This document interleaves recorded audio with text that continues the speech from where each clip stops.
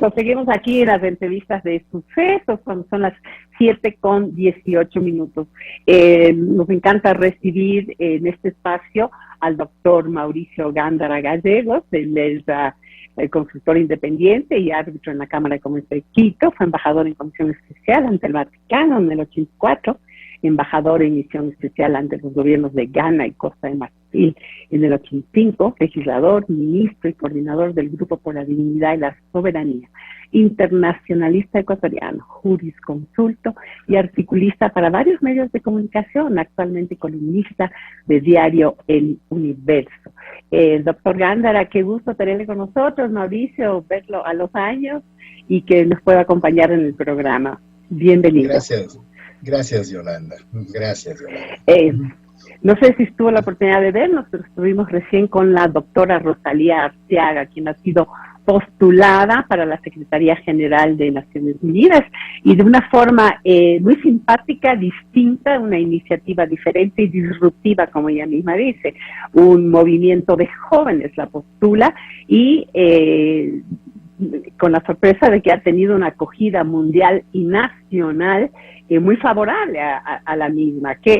¿Cuál es tu opinión sobre esta postulación y qué piensa que debe hacer Ecuador para hacerla realidad? Sí, a mí me sorprendió la candidatura de Rosalía, y veo, como usted lo está recordando, que la promueve un grupo de jóvenes, de alguna organización de jóvenes, alguna cosa así. Pero aquí lo que hay que saber es qué estados, porque esto es votación de estados, qué estados la promueven, ¿no es cierto?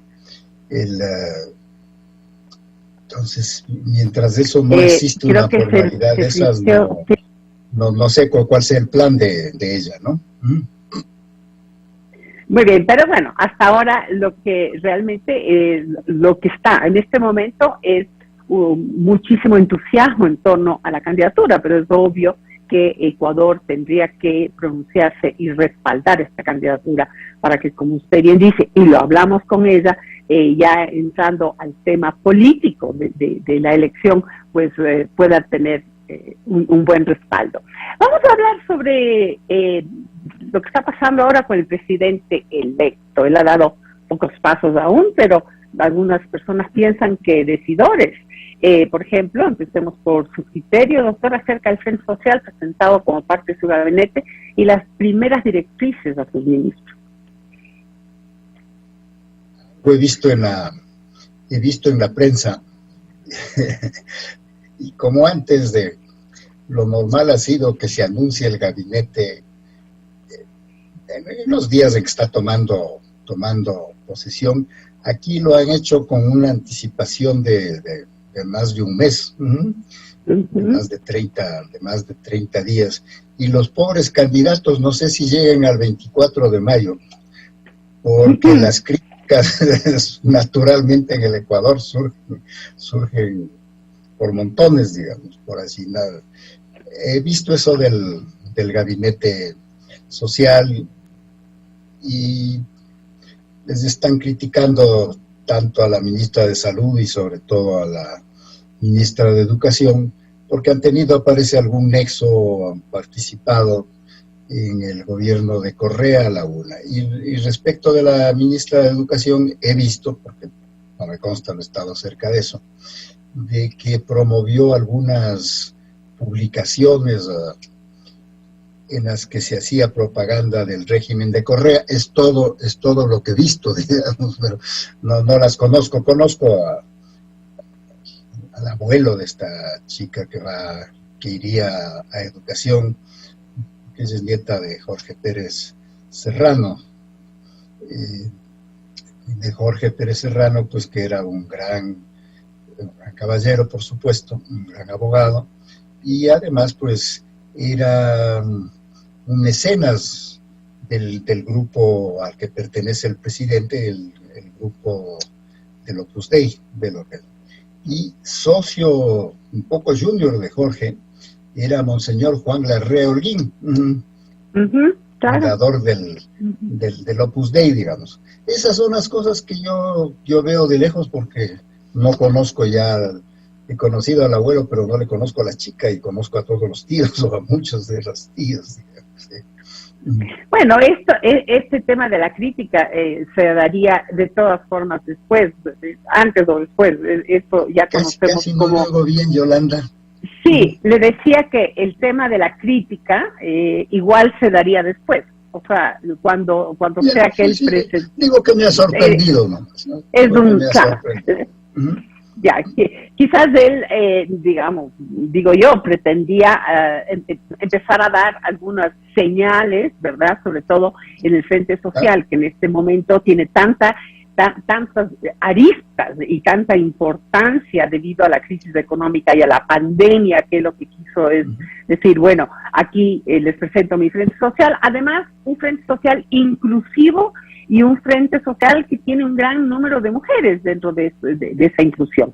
Entonces, imagino yo que este fue un primer mensaje a la nación en cuanto a cómo él va a proceder. Ahora, ¿qué pasa con la otra parte, digamos, que es el gabinete, la otra parte del gabinete, concentrado en el tema económico, financiero del país y de áreas estratégicas?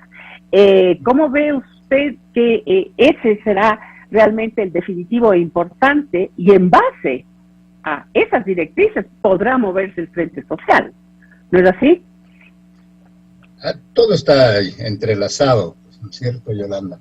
Sí, así es que es natural un nombramiento sobre el que no sé si haya habido ya un pronunciamiento oficial, pero circula mucho y veo que está integrado al grupo formalmente en este grupo cercano, consultor o qué será, del presidente, que es el del señor Cueva, ¿no es cierto? Entonces... Circula el nombre, sí. ¿Perdón? Sí, circula, sí, se rumora ese nombre para el Ministerio. Sí, ese nombre ha sido muy bien recibido en general por el medio político, pero sobre todo, además, por el medio económico, porque Simón es muy reconocido en el área económica, ¿no? Así es que de ese nombramiento solo he escuchado cosas favorables a Simón Cueva. Claro, muy conocedor, muy entendido y muy bien visto en los círculos que le conocen. Y basado en ese nombre, ¿cuál cree usted que podría ser su política económica? ¿Cuánto cree que podrá estirar las sábanas con una política liberal de las finanzas y la economía del país? Y además, ¿cuáles son sus mayores tenazas para no poder proceder firmemente en ese camino? La primera cosa es, por supuesto, los antecedentes personales, pues que son impecables. El segundo, el conocimiento de la materia.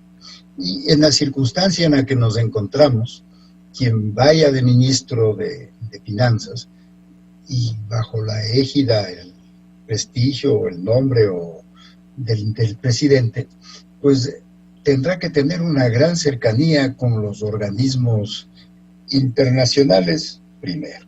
Y segundo, pues tanto el presidente como el ministro de Finanzas y otras personas del área, pues que sean bien vistas por los medios de posibles inversores, que se abra el país por su prestigio, por el prestigio de sus miembros, por la confianza que inspiran, porque la palabra confianza es tal vez la más importante, para que haya inversiones hacia el país, porque este país está ahogado económicamente y necesita pues una inyección de fondos de afuera, y eso sí, los fondos tienen que ser basados en la confianza que se despierte en los organismos internacionales, en los medios bancarios y en los medios que pueden hacer una inversión en el Ecuador.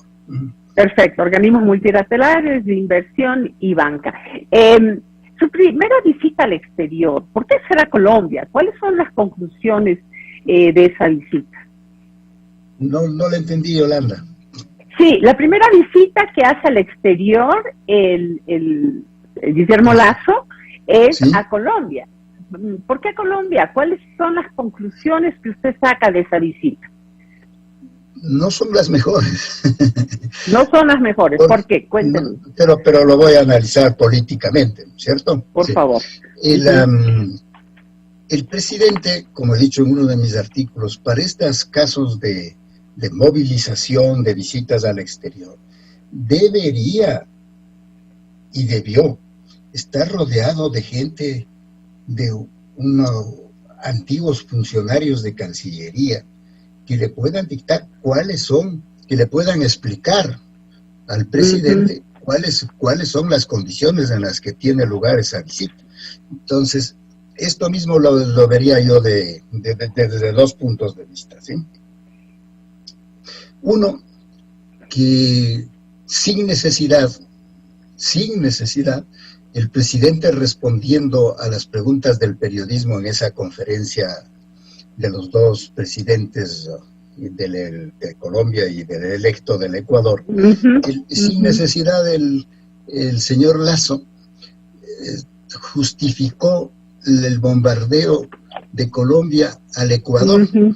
que muchos podrán Ujú. ver con simpatía porque se trataba de un guerrillero o cosas por el estilo. Pero eso contraviene al derecho internacional.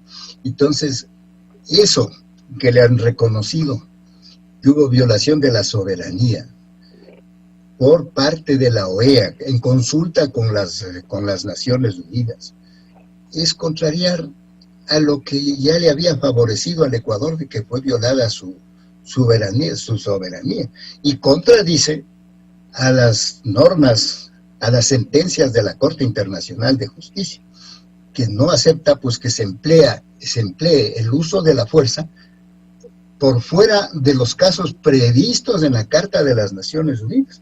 Y además, pues eso de justificarle al otro, que se justifique Colombia, pues no es cierto, porque Uribe pidió perdón Ujú. al Ecuador. Entonces, ¿para qué Ujú. le damos una justificación de lo que hicieron y convertirnos en autorizar que haya intervenciones extranjeras en el Ecuador? Ese es un punto. El otro punto,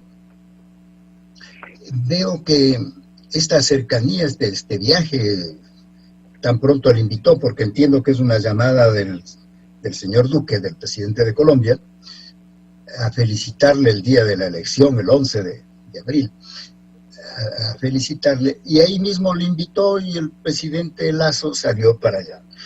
Y yo creo que uno de los problemas más graves, Yolanda, que va a tener el actual gobierno, es el de tener una relación fluida particularmente con los países de Latinoamérica. Ujú. Y el ¿Por qué? cuadro de Ujú. Latinoamérica se está cubriendo de nuevo de Ujú. gobiernos izquierdistas. El Sí. mismo señor Duque puede ser derrotado, según todas las encuestas, por el señor Petro, el exalcalde de Bogotá. Ujú. Así es que Ujú. eso es muy peligroso, es hombre de izquierda. Entonces el Ecuador podrá ver con lo que ocurre en la próxima elección en que puede ganar Petro. Muy probablemente está acá encabeza las encuestas, y encima pues Duque acaba de recibir un golpe terrible estos días. O sea, ya no era popular, pero peor estos días después de las medidas económicas propuestas y el retiro de esas medidas económicas, la renuncia de su ministro de Finanzas y todo eso le ha colocado, esa violencia que se ha desatado en Colombia, le perjudica mucho a Duque. Entonces, no hay que acercarse, hay que cooperar con Colombia.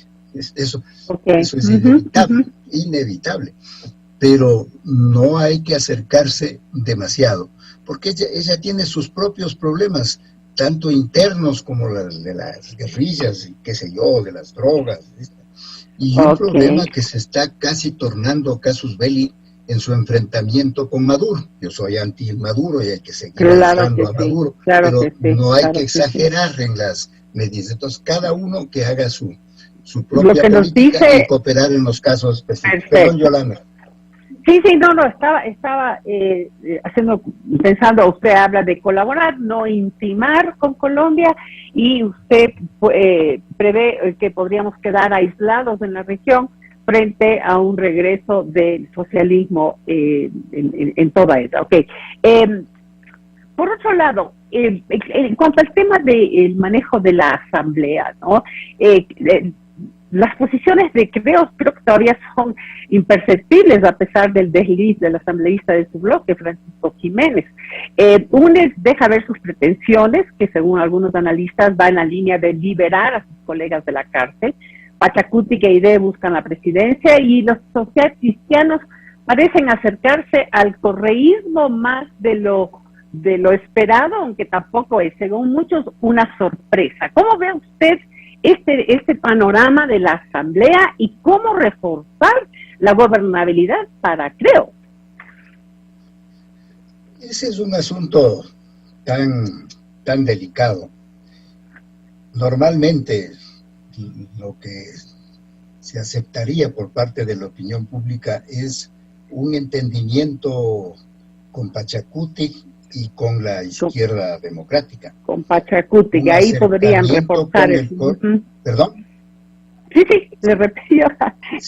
Sí, un acercamiento con las fuerzas del correísmo, porque así es como se identifica. Ya nadie dice las fuerzas de Arauz, pues no es cierto, sino las fuerzas de Correa. Eso la ciudadanía lo vería como algo contra la natura y puede causar un grave deslustre, un gran desprestigio al gobierno del señor Lasso. El señor Lasso tuvo 19% en la primera vuelta.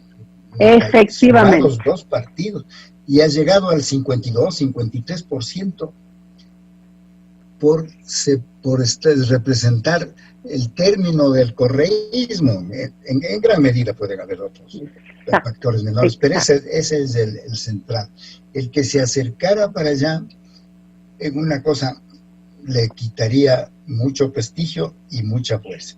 En todo caso, los entendimientos a nivel del Congreso les veo tal como están, de una debilidad o de una falta de solidez, de claridad, y va a depender el presidente de fuerzas extrañas. Eso dice Maquiavelo, que cuando uno depende de la fuerza de las armas extrañas, no de las propias, entonces está en grave peligro, porque le retiran y se queda en el aire, pues, ¿no es cierto? Él tiene apenas 12 legisladores, depende de la voluntad del Partido Social Cristiano, y sumado los dos tampoco hacen una gran fuerza, ¿sí? Efectivamente. Entonces yo tengo que buscar, me parece, y así algo insinuado yo en mis artículos, en otro medio, entonces tienen que buscar una solución más sólida, por ejemplo, una consulta popular para poder enrumbar, darle una mayor fuerza, por ejemplo, para reemplazar la constitución del correísmo, la de Montecristi, como propone Simón Espinosa, y que quede en vigencia la inmediatamente anterior, actualizada por supuesto, y con cosas para establecer que el dólar es la moneda definitiva, etcétera. Doctor Gándara, quiero agradecerle, sí, diga. No, Yolanda. Entonces eso es lo que puedo opinar, Yolanda, me parece. Muchísimas gracias. Si gracias por haber... Sí, así es, siempre es así. Ajá. No, que quería agradecerle por su presencia y por sus posiciones aquí expresadas. Muchísimas gracias, esperamos que no sea la última vez que lo tengamos con nosotros y podamos seguir hablando de estos temas. Encantado de verle, Yolanda, ¿sí? Igualmente, gracias, doctor.